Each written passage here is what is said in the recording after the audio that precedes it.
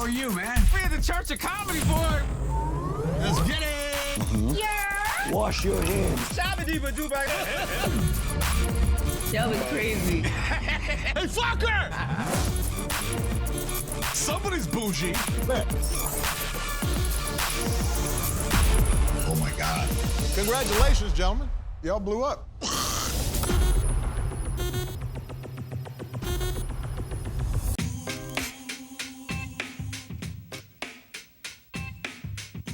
I found this interesting and inspiring. You said there was a will to reclaim your life between the mental struggle, the 17 surgeries, the bacterial infection.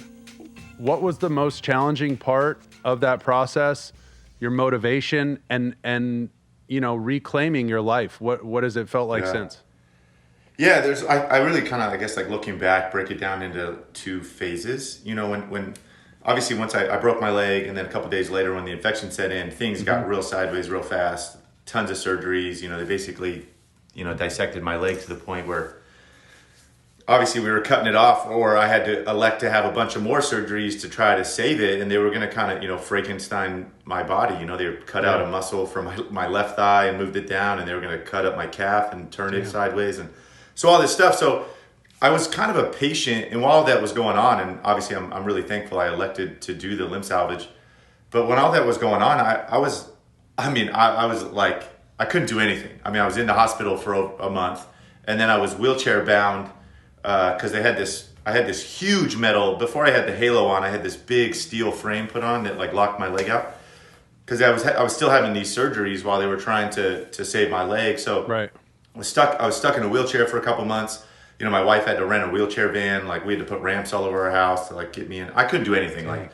Like, it was a big step when my wife could leave me alone with our 7-year-old because he could help me go to the bathroom if I needed to, you know?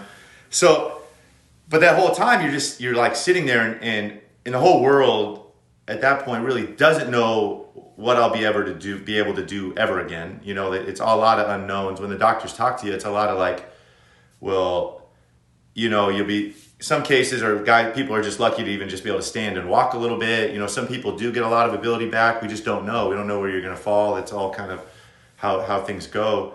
So you can't help but wonder. Your mind goes down these negative paths, and you become just this patient. I felt like you're just a patient, and I'm going through these surgeries, and you obviously become really well versed on all the stuff they're doing. I became like an expert on limb injuries, lower leg injuries and stuff. But that kind of becomes your world and engulfs everything, because it consumes you. From the moment you wake up, everything's about this leg and at that point, what I won't be able to do. So you just build up all these walls. What I won't be able to do. God, am I going to be able to play with my kids? Am I going to be able to go for a walk? Am I like, you name the activity, I'm thinking about it. Like, God, when I get up to go to the bathroom in the middle of the night, am I going to have to put a brace on? What am I going to, Jeez.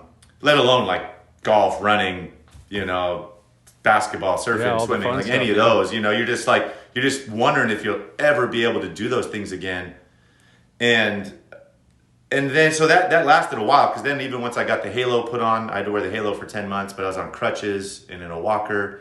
So that time just really kind of continued, where I was just this patient and like wondering what my life was going to be like. And there was a lot of just, at that point, negativity, I felt like, about, I'll never be the same. I'm never going to be able to do these things. And then I got to start the rehab process, and that was kind of the second phase of this. And then it was like, I slowly got to start like, and literally with baby steps, because that's what it was. It like just started with standing and then baby steps. And I kind of got to like get my life back. Like, and it felt so good because the attention turned to like, well, this is something I can do. I can stand, and then I would like do that. And then it's like, well, I could take baby steps, and I would love that. Like, it felt so amazing. And it would just lead to one thing. And it was just, tell me one of your favorite, you said 728 days of little victories. Explain that to people watching and listening. Yeah, because like, honestly, there's like great footage of when I first got to take my first steps with no crutches. Because for like, you go from non-weight bearing, and then I had to go to like partial weight bearing, which means I had either 2 crutches or 1 crutch at some point. And then I got this clearance to walk with, finally, like, all right, you're good to go, no crutches. And I'm in the yard, and I'm like using my crutch as balance, like sideways, almost like a circus, like an acrobat kind of thing. And I'm walking, and like the first step, like the mental agility to get over that, to like put all my weight on that leg. That first step was so scary. Like it took me so long to do that little baby step. But like my wife's filming me. She thinks it's hilarious. You know, she's like calling me, calling more me excitement, names. More excitement for your first steps or your child's? Yeah, exactly. So she's like egging me on, and I'm like literally just like walking across the yard. Like the first one is so slow and like the tiniest little steps, and then you do it, and like mentally I'm like, okay, I can do it. My leg can take it. And then like I probably stayed out there for like an hour walking back and forth, like slowly, just a little faster, and like how good it felt, like and what like the biggest grin on my face, how good that felt. Just to even do that. So those were all like the little steps, and then it would be like on to the next one, and all of a sudden we would be like, little jumps or little squats or little like weight transfers or going upstairs or like all these little things, and then to the point, especially once we started to like jog and run. So all those things were so amazing, all those little steps, and that's kind of what kept me going. I just focused on one step for a few weeks and kind of try to conquer it, and then it would be like, all right, what are we doing now?